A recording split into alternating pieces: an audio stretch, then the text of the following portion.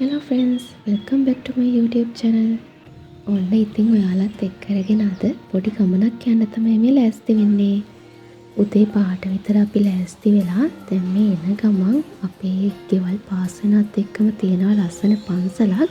ඒ පන්සල ගාව බැහැලා පඳුරක් දාලා යන්න තමයි මේ හදන්නේ. යන්නේ කොහෙද කියලා කිව්වොත් ඉතින් අපි අද වැඩ ගොඩකට ගාල්ල යන්න තමයි හදන්නේ. මොකද අපි ගාල්ල යන මූලිකම හේතුව තමයි අද අපේ අම්මගේ අයි සර්ජරි එක තියෙනවා.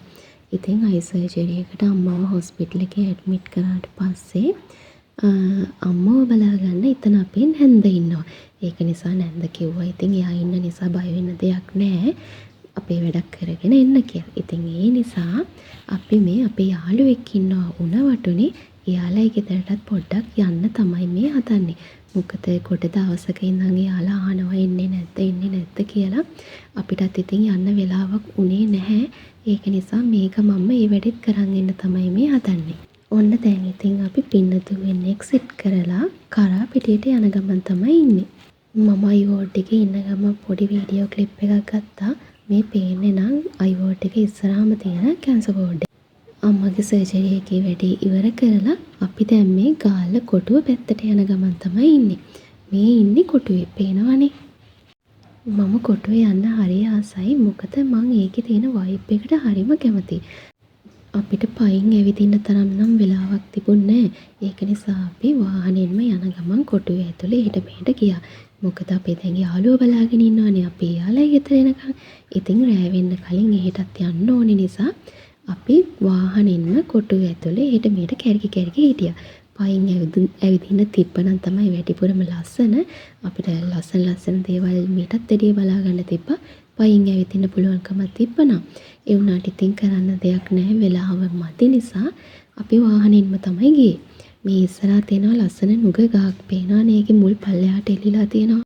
අනික අපි මේ ගියේ හවස් වෙලාවකනේ. හවස 4:00ට 5ට විතර තමයි අපි කොටුවට යනකොට. ඒ වෙලාව තමයි මේ ඇවිදින්න ලස්සන. මොකද මම හිතන්නේ නම් ඒ විදියට.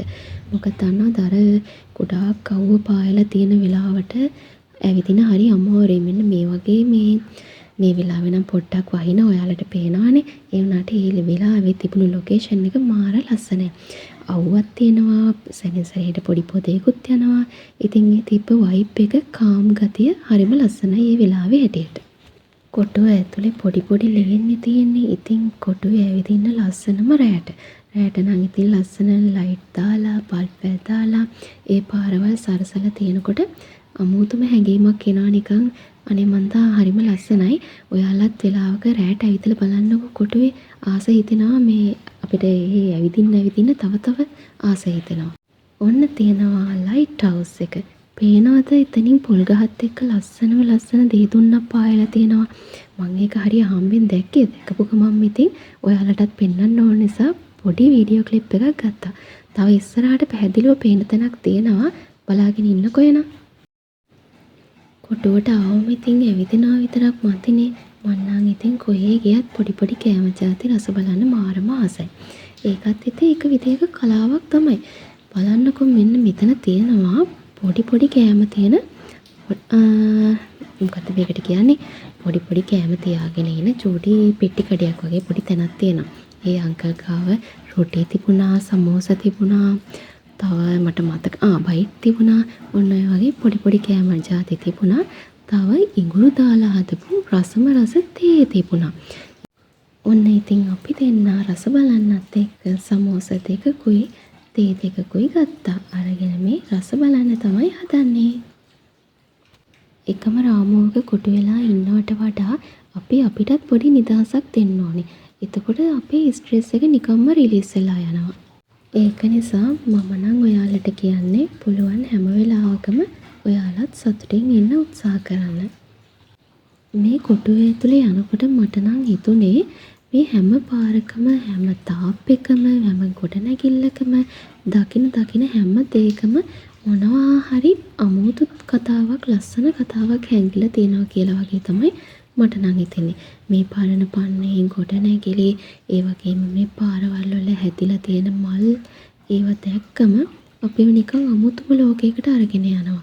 මේ හැම දර්ශනයක්ම හිතට දෙන්නේ පුදුමාකාර නිස්කලංක බවක්. බලන්නකො මෙතන කොච්චර ලස්සනට මූද පේනවද කියලා. ලොකු ඒරියා එකක් පේනවා මෙතෙන්ට. ඒ වගේම මාර හුළඟක් තියෙන්නේ මෙන්න මෙතන ඉන්නකොට. අපි ඉතින් හුළං වෙදි කතා කර කර ඉස්සරහට යන ගමන් තමයි මේ ඉන්නේ. ඒක මං ඉතින් වීඩියෝ ගනිපු ඒව තමයි ඔයාලා මේ දකින්නේ. බලන්නකො මේ ටිකේ මූද කොච්චර ලස්සනට පේනවද කියලා. ඈතට ගොඩාක් ඈත පේනවා, කුරුල්ලෝ පියාඹනවා, මුහුදුරට ලස්සනට ඇවිල්ලා මේ ගල්වල වදිනවා. හරිම ලස්සනයි, හිත නිවනවා, භාවනාවක් වගේ.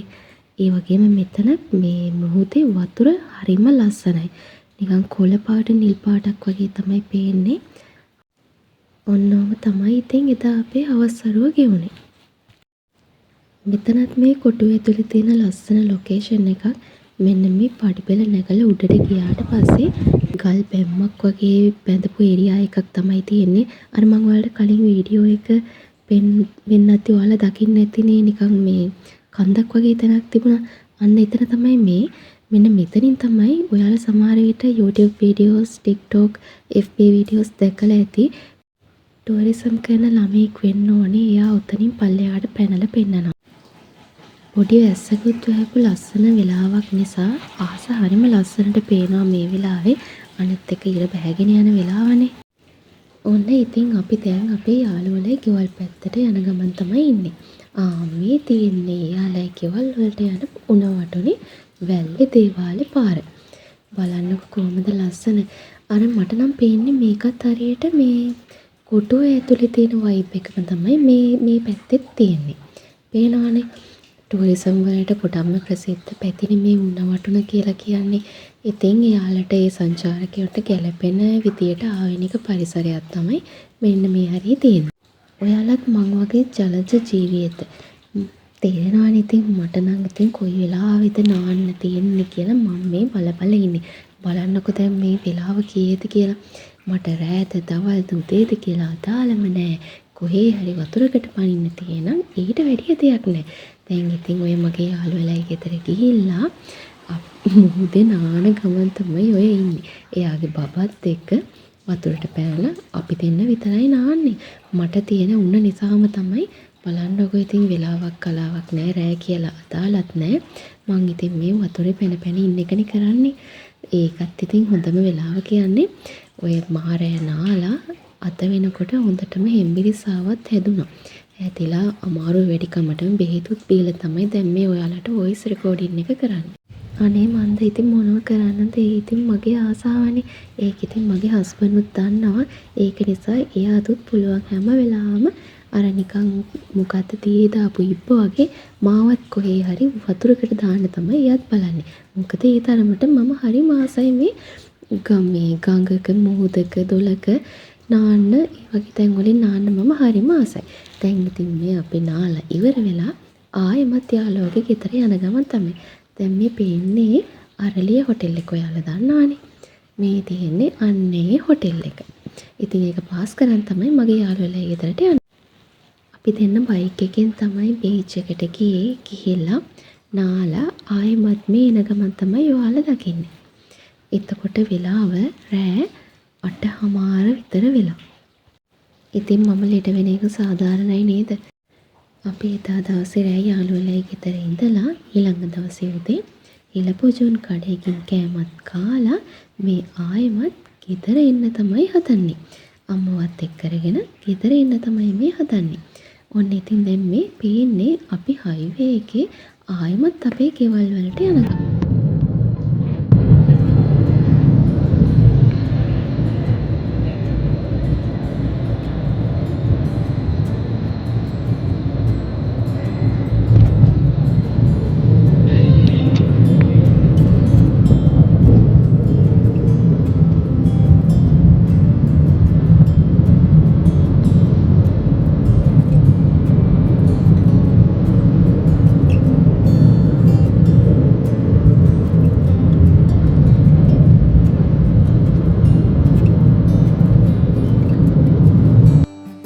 සින්දුවකුත් අහගෙන ඔයාලත් මාත් එක්කම ඉස්සරහට ආවනේ.